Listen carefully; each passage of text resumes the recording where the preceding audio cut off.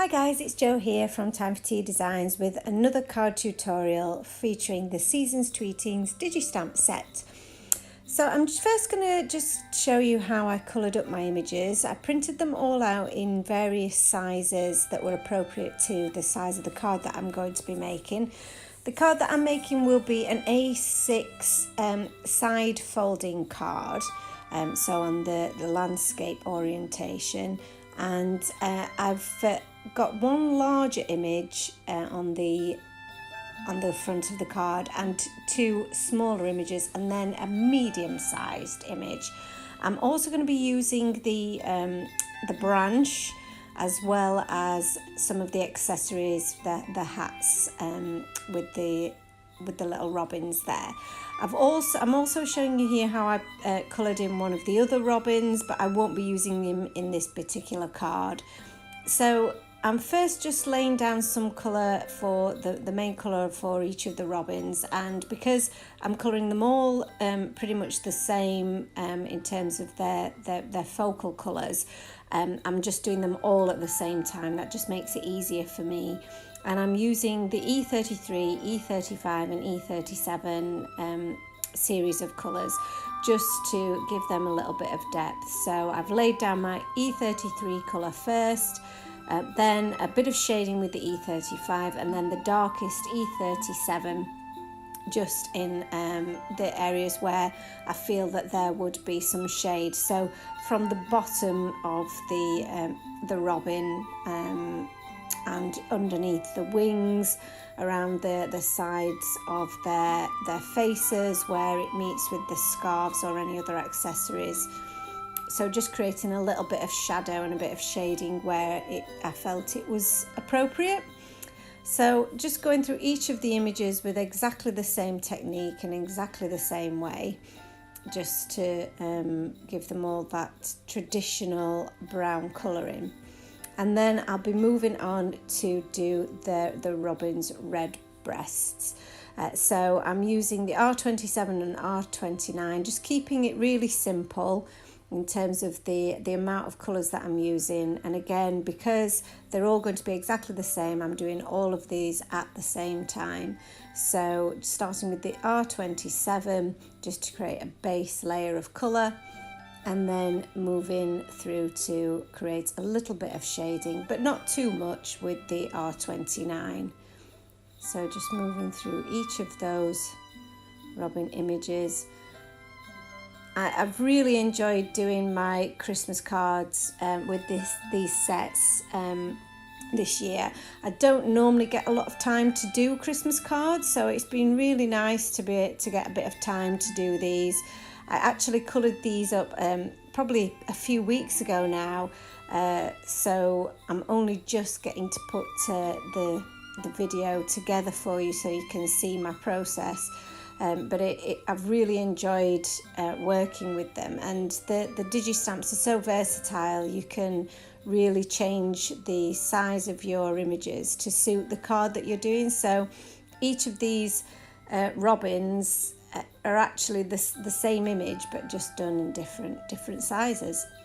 So I'm just moving on to the accessories now, and I'm just colouring up the scarf for one of my robins with the B32 and B93, and then doing the same for one of the larger robins there and colouring up the present in the same colour. I wanted there to be a little bit of unity between each of the images so that it works well together. And so I've kept the colour palette quite similar throughout.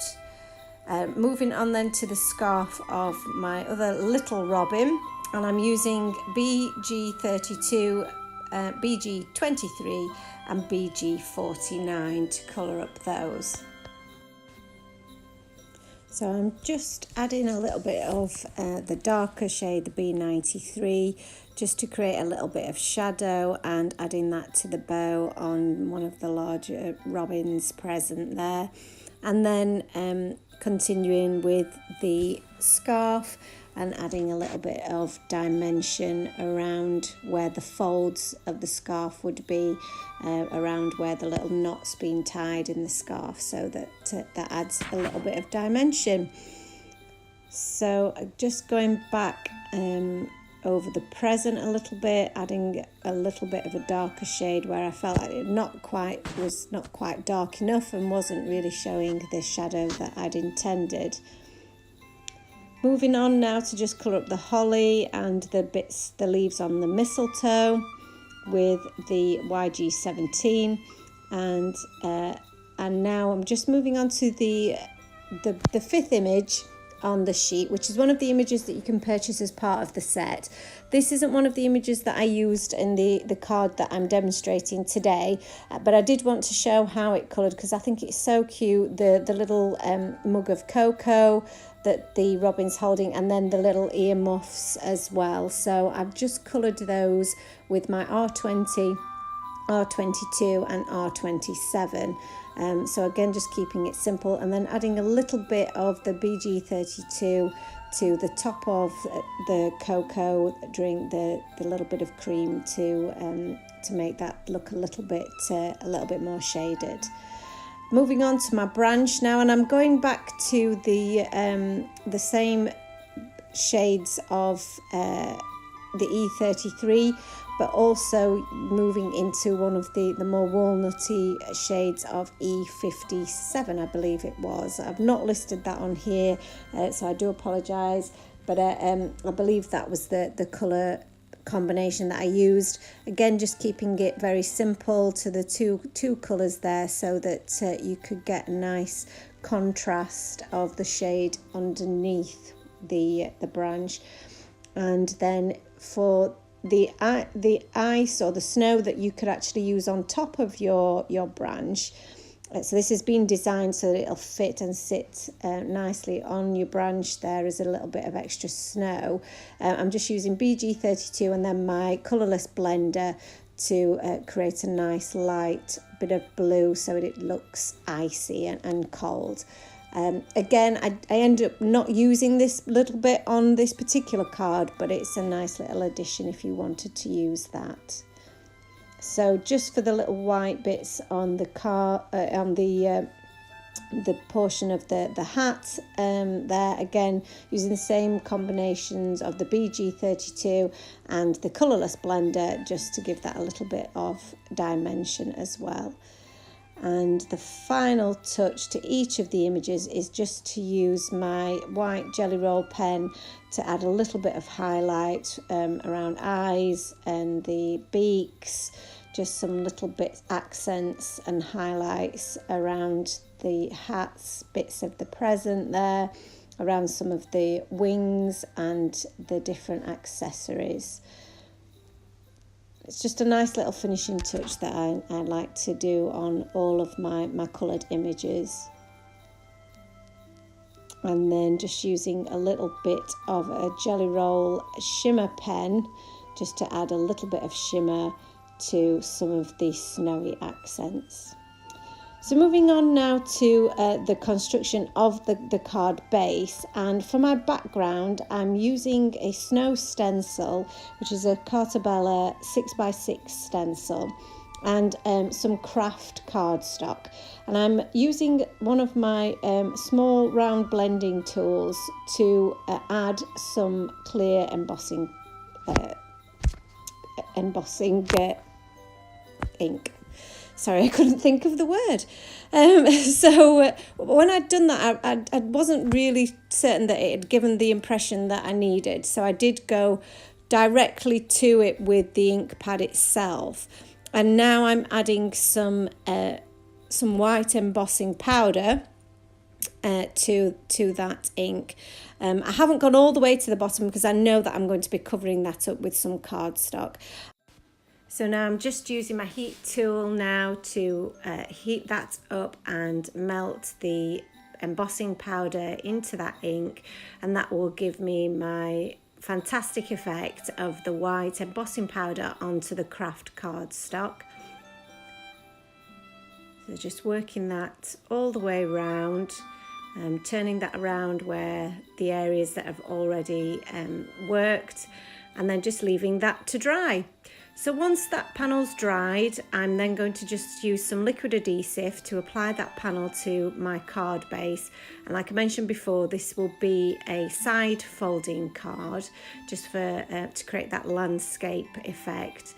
And now I'm going to apply my snowbank, which I've created just with a piece of white cardstock and then a hillside border die that I had in my stash. I'm sorry, I couldn't tell you where it was from, but there are several out there. I'm sure that you'll find it creates a nice little stitched effect across the top of the snowbank, which I just think is great.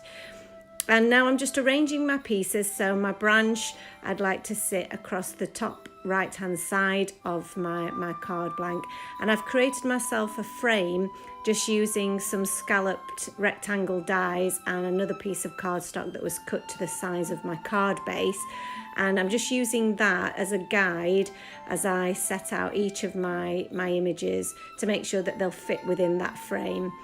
And here I'm just using some liquid glue to attach the accessories to each of my birds, and now just applying some small squares of foam to the back of each of those images so that they'll be adhered to the back panel with a little bit of dimension.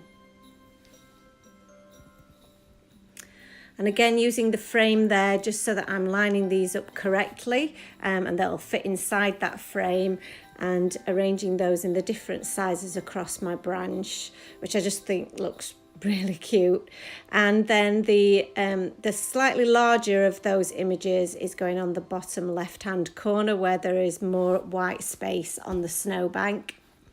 I've attached my sentiment there, which I'd cut out with a round edged corner edged nesting die, and now I'm applying some shaker tape around the frame that I've previously cut out, and just trimming that to size as it was a little bit larger, and folding back the tabs on the back of the tape there so that I can line that up properly and then remove the tape once I'm sure I've got it in the right position. And now the final touch was just to add a little bit of bling to my sentiment. So to each of the corners with a little bit of liquid glue, just using my pokey tool there to add some gems. And that's my card complete. I really hope that you enjoyed the tutorial today, and that you'll keep on watching. So please do like and subscribe to the channel for more projects in the future. Have a really great day. Thanks a lot. Bye bye now.